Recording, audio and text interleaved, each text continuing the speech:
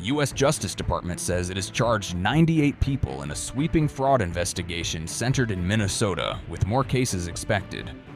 Officials say more than 60 of those charged have already pleaded guilty or been convicted, signaling rapid progress in the probe. The department announced the charges on social media, describing the case as a wide-ranging effort to protect federal programs.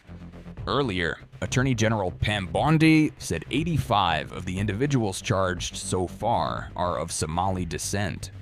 Bondi also posted online praising recent arrests connected to the Minnesota fraud investigation.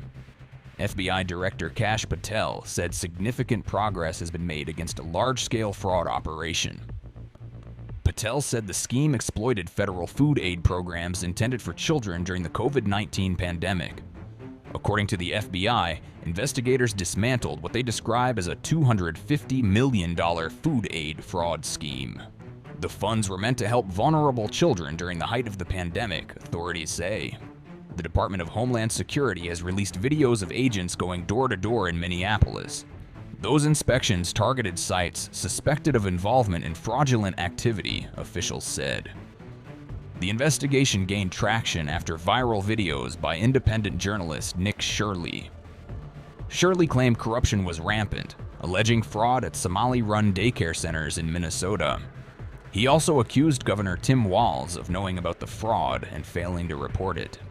Following the online attention, the FBI deployed additional personnel and resources to Minnesota. Patel said the move was part of broader efforts to dismantle fraud schemes abusing federal programs.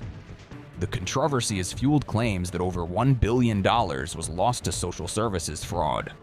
Some reports allege, without proof, that portions of the money may have reached overseas extremist groups. Governor Walz's office has pushed back, saying the administration has worked to crack down on fraud. I spoke in the fall about the iceberg I saw ahead. Something's fraud that's much larger than what's been visible to the public. When I said that, it wasn't hyperbole or rhetoric, it was a warning. And today I want to talk and I want to show here a sense of what that iceberg looks like, because I think people deserve to know what that is and how big this problem is, because we can't solve the problem until we grapple with the size of it. So the Center for Medicare and Medicaid Services pulled the claims data for these 14 programs dating back to 2018. And those 14 programs in Minnesota have cost $18 billion since 2018, and more than $3.5 billion in 2024 alone. So that's a sense of the magnitude of the problem. These are the 14 Medicaid programs, which is just a part of Medicaid, these waivered services that have been flagged as having issues with program integrity and fraud. Now, I'm sure everyone is wondering how much of this $18 billion was fraud. That's it's not the $1 million question, that's the $18 billion question. The answer is far too much, and the task ahead of all of us is not only figuring out how much of that money was fraud, because we know a significant amount was, but figuring out how to put an end to the fraud in our state and get control of it. So let me end with this before I take questions. The magnitude of the fraud in Minnesota cannot be overstated. It's staggering amounts of money that have been lost. Earlier, Senator John Kennedy, a Republican who represents Louisiana, described the Somali fraud case in Minnesota as a clown world on steroids and deeply disgusting. What I'm about to tell you, Mr. President, let me apologize in advance, is deeply disgusting. It's deeply disgusting. I mean, it is clown world on steroids. And when I first read about this, Mr. President, I read it a second time because I experienced slack-jawed astonishment. And when I read it a second time and I realized it was true, I just wanted to run away screaming.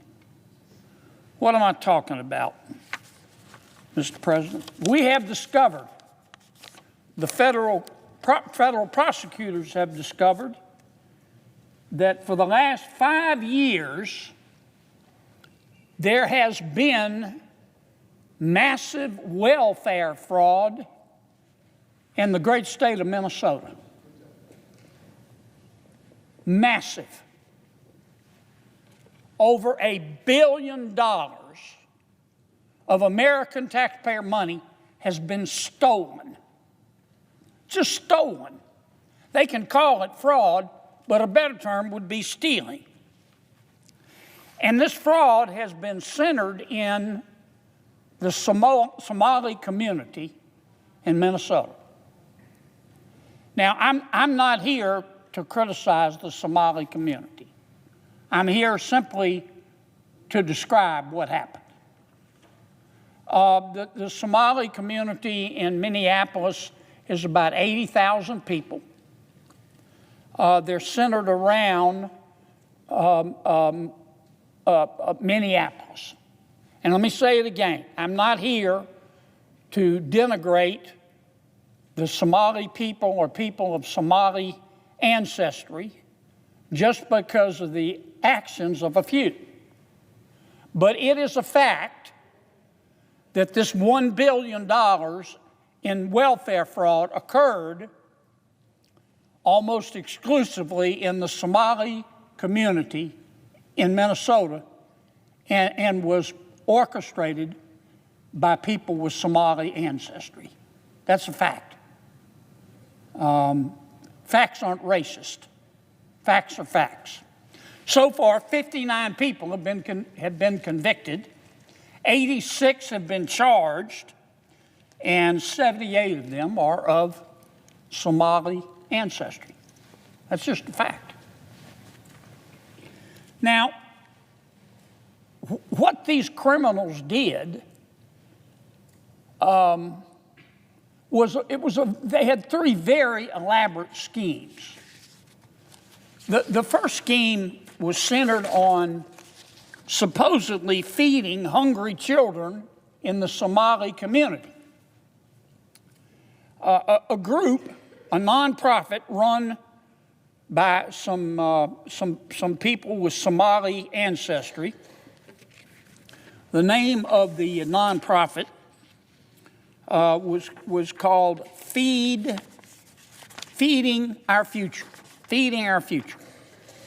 Feeding Our Future went to the welfare authorities in the state of Minnesota, which of course was administering federal taxpayer money, and they said, "Look, Feeding Our Children said, Feeding Our Future said, we want to feed hungry children in the Somali community.